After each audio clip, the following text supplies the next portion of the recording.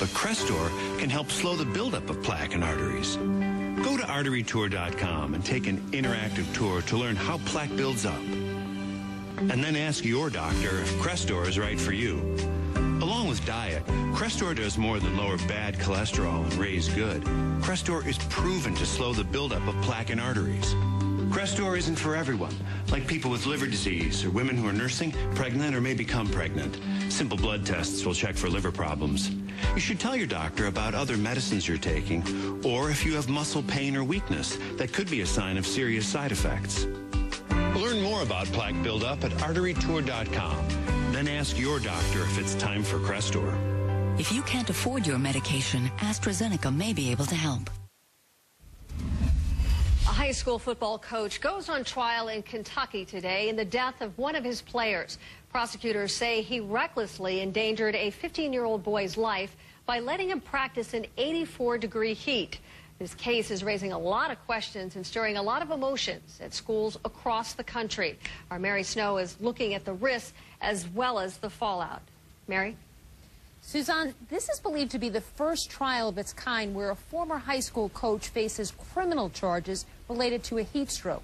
It's being closely watched and could have an impact stretching far beyond Kentucky.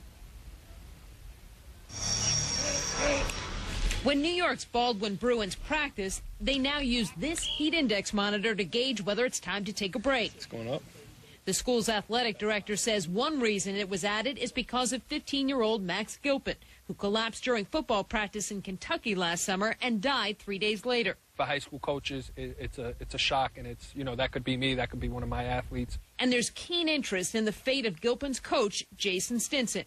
He's now on trial facing charges of reckless homicide and wanton endangerment. A jury will decide whether Gilpin's death was an accident or a crime. They're going to want to know, did the coach behave in some reckless way that made this tragedy likely to happen? Prosecutors allege Stinson subjected Gilpin to what they called barbaric conditioning. The best example I can give you is like someone shooting into a building, not knowing anybody's in there, but then killing somebody. Since Stinson was first indicted in January, he's pled not guilty, and his lawyers say he'll be vindicated once the full story is out. It's easy to point a finger if that makes somebody feel better, but I think this was just an unfortunate circumstance. Some legal analysts say if Stinson is convicted, the impact could be far-reaching.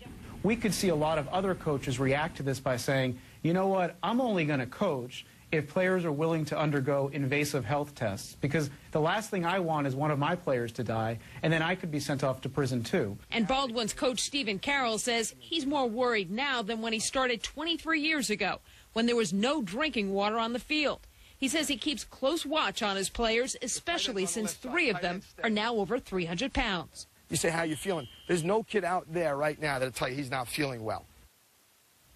Now, the charges brought against Stinson each carry a maximum prison term of 5 years. And Suzanne, jury selection will get underway tomorrow.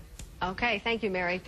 Well, a note to muggers. If you're going to steal an iPhone, it might come back to bite you. 3 men were arrested in Pittsburgh after a mugging victim led the police back to his iPhone using the phone's GPS. Well, our internet reporter Abby Tatton is following the story. Abby, I've lost this a couple times. I've been fortunate enough to find it.